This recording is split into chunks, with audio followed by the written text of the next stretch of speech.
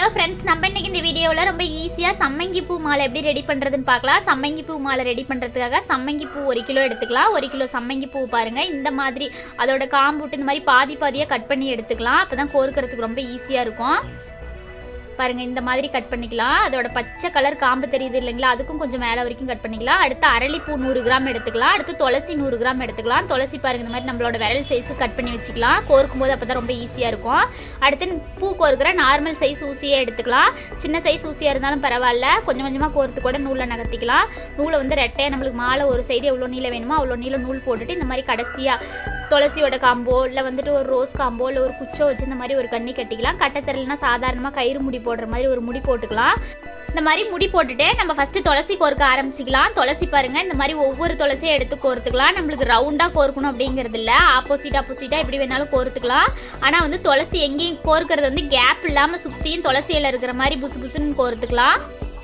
இந்த நீளத்துக்கு கோர்த்துட்டு நம்ம நூலில் நகர்த்திக்கலாம். நம்ம துளசியை தான் கோர்க்கணுங்கிறது இல்லை, வேப்ப இலை, மறிக்கொழுந்து இந்த மாதிரி இலைகள் கூட கோர்த்துக்கலாம். துளசி மட்டும் இல்லை, வேறு எந்த இலைகள் கோர்த்தாலும் இந்த மாதிரி ரவுண்டாக கேப் இல்லாமல் கோர்த்துக்கங்க. இந்த மாதிரி துளசி கொஞ்சம் தூரத்துக்கு மட்டும் கோர்த்துட்டு அடுத்து நம்ம சம்மங்கி பூ கோர்க்க ஆரம்பிச்சிடலாம். சம்மங்கி பூ பாருங்கள், நான் அரளிப்பூ நீளத்துக்கு கட் பண்ணி வச்சுருக்கிறேன். அப்போ தான் நம்மளுக்கு அரளிப்பூ சம்மங்கி பூ எல்லாம் கோர்க்கும் போது ரவுண்டு ஒரே மாதிரியே இருக்கும். நம்ம சம்மங்கி பூ கோர்க்கும் போது பாருங்கள், இந்த மாதிரி ஒன்றும் பக்கத்தில் ஒன்றும் பின்னாடி ஒன்று வர மாதிரி கோர்த்துக்கலாம். இந்த மாதிரி கோர்க்கும் போது தான் ரவுண்டாக பார்க்குறதுக்கு மாலை கட்டின மாதிரி ரொம்ப அழகாக இருக்கும். இந்த மாதிரி ஒன்றும் பின்னாடி ஒன்று வர மாதிரி கோர்த்துக்கலாம். கோர்க்கும் போது பாருங்கள், காம்பு விட்டு கொஞ்சம் உள்ளே தள்ளி கோர்த்துக்கலாம். இந்த மாதிரி லைட்டாக அழுத்தி கோர்க்கும் போது தான் சம்மங்கி பூ வந்து நீர் காம்பு ங்கிறதுனால மொடன்னு இருக்கும். இந்த மாதிரி லைட்டாக அழுத்தி கோர்த்துக்கலாம். ரொம்ப போட்டுக்கிட்டு அழுத்தினோம்னாலும் காம்பு வந்து மடமடன்னு உடைய ஆரம்பிச்சுக்கும். அதனால் ரொம்ப போட்டுக்கிட்டு அழுத்தாமல் இந்த மாதிரி ஒவ்வொரு பூ கோர்க்கும் போதும் லைட்டாக அழுத்தி கோர்த்தமாக நெருக்கம் ஆகிக்கும். இந்த மாதிரி பாருங்கள், நான் இப்போ 2 ரவுண்டு ஒன்றும் பின்னாடி ஒன்று வர மாதிரி கோர்த்துக்கிறேன். இந்த மாதிரி கொஞ்சமாக சின்ன ஊசியாக இருந்தாலும் இந்த மாதிரி கொஞ்சமாக கோர்த்து நம்ம இந்த மாதிரி நூலில் நகர்த்திக்கலாம்.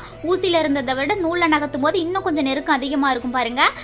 அடுத்த செட்டும் பாருங்கள், இதே மாதிரி அடுத்தடுத்து இதே மாதிரி ஒன்றும் பின்னாடி ஒன்று வர மாதிரியே கோர்த்துக்கலாம். காம்பு விட்டு கொஞ்சம் உள்ளே தள்ளி கோர்த்துக்காங்க. ரொம்ப ஓரமாக கோர்த்தமாக ஒவ்வொரு பூவாக உதிர ஆரம்பிச்சுக்கும். அதனால் காம்பு விட்டு நல்லா கொஞ்சம் உள்ளே தள்ளியே கோர்த்துக்கலாம். இந்த மாதிரி கோர்த்துட்டு நம்ம நூலில் நகர்த்தும் போது பாருங்கள், இந்த மாதிரி நம்ம ஃபஸ்ட்டு செட்டு கோர்த்து இல்லைங்களா, அதோட கடைசி பூவும் இப்போ கோர்த்ததோட முதல் பூவும் ஒன்று பக்கத்தில் ஒன்று வர மாதிரி நம்ம நகர்த்தும் போது தான் ரவுண்டாக பார்க்குறதுக்கு ரொம்ப அழகாக இருக்கும். இல்லைன்னா அந்த மாதிரி பண்ணாமல் நம்ம சாதாரணமாக நூலில் நகர்த்திக்கிட்டே இருந்தோமா அங்கங்கே கேப் உளுந்த மாதிரி இருக்கும். ஒவ்வொரு இடத்துல அதிகமாக பூக்கள் இருக்கும், ஒவ்வொரு இடத்துல அதிகமாக பூ இருக்காது, காம்பு மட்டும் தெரியும். அதனால் இந்த மாதிரி ரவுண்டாக வர மாதிரியே தள்ளிக்காங்க. இந்த மாதிரி கொஞ்சம் நீளத்துக்கு ஒரு ஜான் 1.5 ஜான் அளவுக்கு கோர்த்துட்டு அடுத்து நம்ம கொஞ்சம் நீளத்துக்கு துளசி கோர்க்க ஆரம்பிச்சிக்கலாம். நம்ம ஃபஸ்ட்டில் துளசி எப்படி கோர்த்தோமோ அதே மாதிரி அதே அளவுலேயே கம்மியாக கோர்த்துக்கலாம்.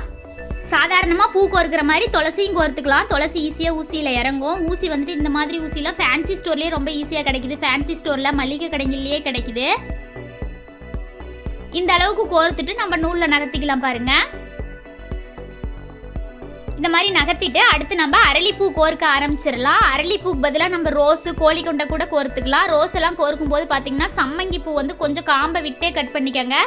நான் வந்துட்டு அரளிப்பூவோட ரவுண்டு சைஸுக்கே வரணுங்கிறதுக்காக தான் சம்மங்கி பூவோட காம்பை வந்து பாதியாக கட் பண்ணேன். நீங்கள் வந்துட்டு அரளிப்பூ சேர்க்காம கோழிக்கொண்டை இல்லைனா ரோஸு இல்லைனா ஃபுல்லாக சம்மங்கி பூ மாலையே ரெடி பண்ணுறீங்கன்னா காம்பு வந்துட்டு இன்னும் கொஞ்சம் விட்டே கட் பண்ணிக்கோங்க. பூ கொஞ்சம் பெருசாகவும் காம்பு கொஞ்சம் கம்மியாகவும் விட்டு கட் பண்ணிக்கோங்க. அப்போ தான் கோர்க்கும் போது நல்லா ஈஸியாக இன்னும் கொஞ்சம் நல்லா குண்டு மாலையாக கிடைக்கும்.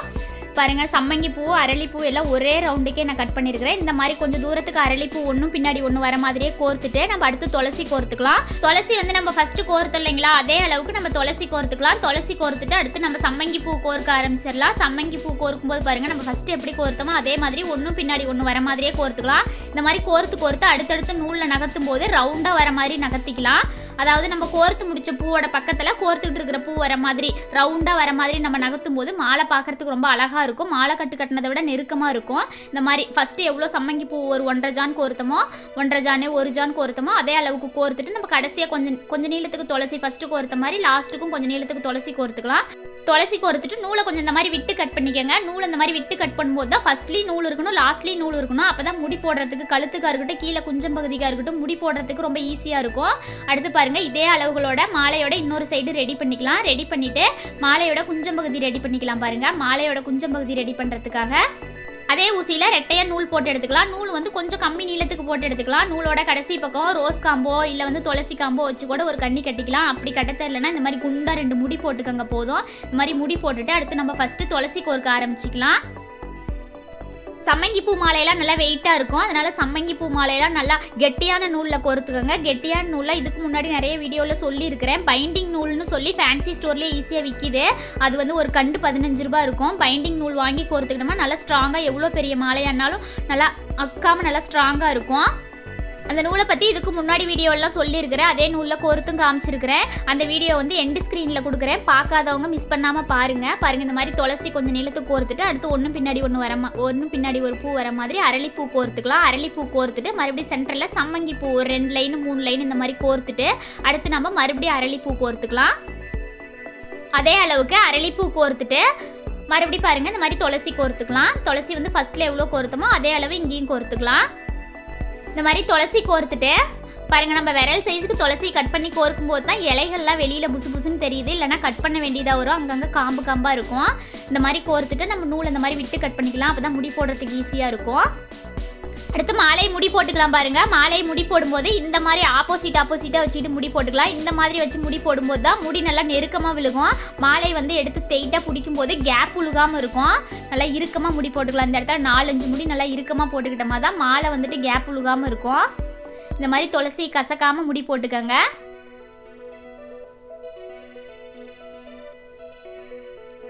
இந்த மாதிரி முடி போட்டுட்டு நம்ம அதே நூல்லையே குஞ்சத்துக்கும் முடி போட்டுக்கலாம். பாருங்கள், அதே நூல்லையே இந்த மாதிரி குஞ்சத்தையும் ஜாயின் பண்ணிக்கலாம். இந்த மாதிரி அதே நூலில் முடி போடுறது ரொம்ப ஈஸியாக இருக்கும். அப்படி இல்லைன்னா கூட நம்ம அந்த மாலையோட நூலை கட் பண்ணிவிட்டு குஞ்சத்தோட நூலை 2 நூல் போட்டு கோர்த்து இல்லைங்களா, அந்த 2 நூலை ரெட்டையாக பிரித்து அடியில் ஒரு நூல் மேலே ஒரு நூல் முடி போட்ட இடத்துலையே இந்த நூலையும் சேர்த்து முடி போட்டு ஜாயின் பண்ணிக்கலாம். அந்த மாதிரி கூட பண்ணிக்கலாம். இந்த மெத்தட் ரொம்ப ஈஸியாக இருக்கும். இந்த மாதிரி முடி போட்டுட்டு நூலை ஒட்டி கட் பண்ணாமல் கொஞ்சம் விட்டு கட் பண்ணிக்கோங்க. அவ்வளோதான், மாலையோட குஞ்ச பகுதி ரெடி ஆயிடுச்சு. பாருங்கள், மாலையோட கழுத்து பகுதியில் முடி போட்டுக்கலாம். மாலையோட கழுத்து பகுதியில் மாலை வந்து நூல் வெளியில் தெரியாத அளவுக்கு ஒட்டி வேணாலும் முடி போட்டுக்கலாம். அப்படி இல்லைனா இந்த மாதிரி கொஞ்சம் கேப் விட்டு கூட முடி போட்டுக்கலாம். நான் இன்றைக்கி கேப் விட்டே முடி போட்டுக்கிறேன். பாருங்கள், இந்த மாதிரி கொஞ்சம் நூல் விட்டு முடி போட்டுக்கிறேன். அவ்வளோதான். அப்போ தான் சாமி கழுத்துக்கு போடும்போது கழுத்து பகுதியில் பின்னாடி நூலாக இருக்கும், முன்னாடி நல்லா மாலை கொஞ்சம் நல்லா பெருசாக இருக்கிற மாதிரி இருக்கும். அவ்வளோதான், ரொம்ப ரொம்ப ஈஸியாக சம்மங்கி பூ மாலை ரெடி ஆகிடுச்சு. இந்த வீடியோ பிடிச்சிருந்தா மறக்காமல் நம்ம சேனலை சப்ஸ்கிரைப் பண்ணிக்கோங்க. அப்போ தான் நான் அடுத்தடுத்து வீடியோ போடும்போது உங்களுக்கு நோட்டிஃபிகேஷன் வரும். இந்த வீடியோ கடைசி வரைக்கும் ஸ்கிப் பண்ணாமல் பார்த்ததுக்கு தேங்க்யூ ஃப்ரெண்ட்ஸ்.